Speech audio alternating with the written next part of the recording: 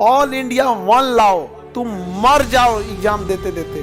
जो बच्चा all over India 1 rank लाया है उसको भी एम्स दिल्ली नहीं मिला है। सबसे भयानक अगर इतिहास में याद रखा जाएगा धांधली नीट के बच्चों के साथ। इसीलिए हम लोग बीपीएससी के लिए लड़ रहे हैं। तुम चुप रहोगे ना, चुप रहोगे तो कल तुम्हारा नंबर आएगा, तुम टॉप करके भी तुम्हारा सिलेक्शन नहीं होगा। थरथरा के बेहोश हो गई है।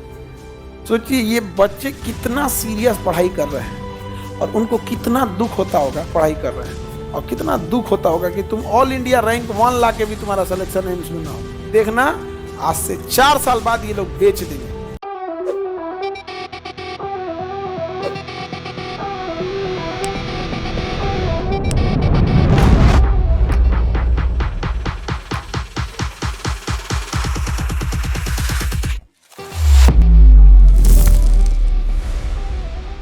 नीट वाले देखो, ऐसे भी समझो कि नीट में जिन बच्चों के साथ जो सबसे भयानक अगर इतिहास में याद रखा जाएगा धांधली नीट के बच्चों के साथ, 55 सीट एम्स दिल्ली जो आया था 75 को था। एम्स दिल्ली का सबसे जबरदस्त सीट कितना सीट है, और जो ऑल इंडिया रैंक 1 का पूछ दिए हैं।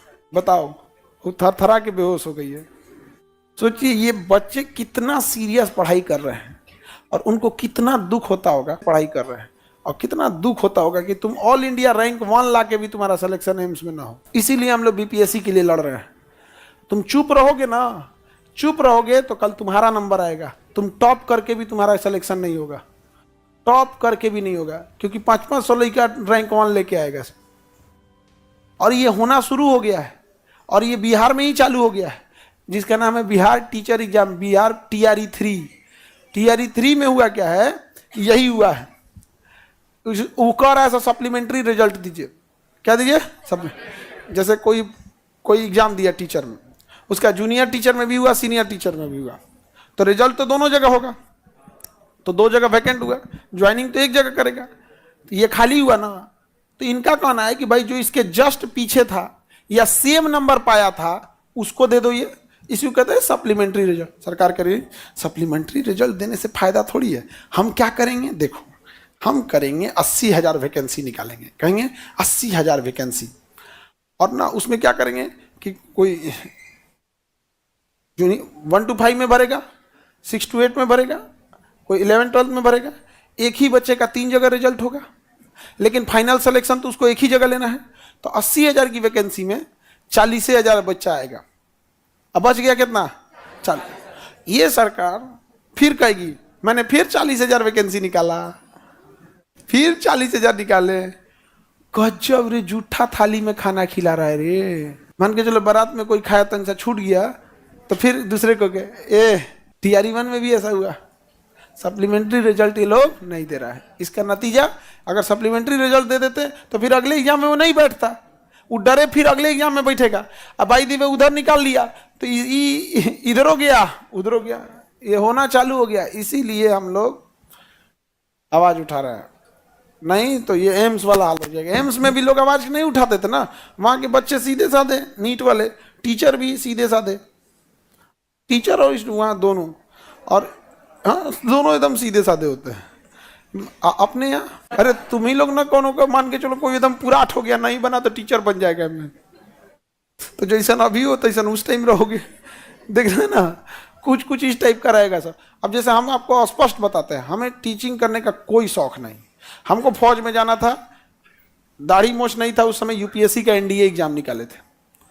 अब जैसे कोई किसी को शाकाहारी खाना है, आप उसको नॉनवेज खिलाओगे, नहीं खाएगा। अब आप कहिएगा कि नहीं खा रहा है, इसको मुंह नहीं खुलता है, इसका मुंह में बीमारी है, एक आतड़ी पचौनी काम नहीं करता है, लीवर एक काम नहीं करता है, किडनी नहीं है इसका। अरे भाई वो शाकाहारी है, उसको कुछ कहोगे तो नॉनवेज नहीं खाएगा। हमें जाना था कि इसमें फौज में, हमको थोड़ा भी पसंद नहीं है, एजुकेशन नहीं पसंद है, इसलिए हमको इस समय ढेर किच नहीं करते हैं। देखना किताब भी आएगा तो 1-2 रुपया मार्जिन रखेंगे, फीस उस भी रहेगा तो इतना।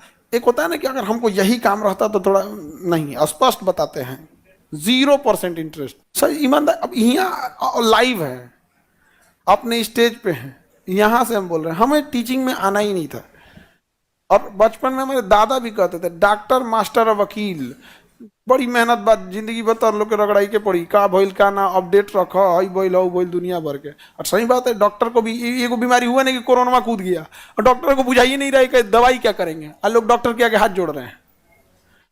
अब भाई आप लोग में भी देखो अपना बेस चौपट करके आओगे, यहाँ गड़बड़ा जाता है। तो हम लोग आवाज अगर नहीं उठा, जैसे नीट में यही हुआ, वो सीधे साधे थे लोग, आवाज नहीं उठाए, बेच दिया कितना से। इसका री एग्जाम नहीं हुआ था, वो होने के बाद ये रिजल्ट आया था। होने के बाद कितने बच्चे टॉप किए थे? 75 की 78, 75 के आसपास। ऑल इंडिया 1 लाओ, तुम मर जाओ एग्जाम देते देते। जो बच्चा ऑल ओवर इंडिया 1 रैंक लाया है उसको भी एम्स दिल्ली नहीं मिला है। और तुम आवाज मत उठाना बीपीएससी के लिए, देखना आज से 4 साल बाद ये लोग बेच देंगे।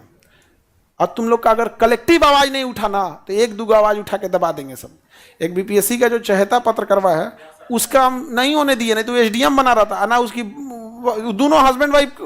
यूपीएससी, बीपीएससी एवं सभी राज्यों की सिविल सेवाओं की परीक्षाओं एवं नीट जी आदि की तैयारी करें भारत की सबसे बेहतरीन coaching centre Khan global studies के साथ। अधिक जानकारी के लिए हमारे दिए गए हेल्पलाइन नंबर 8757354880 पर संपर्क करें।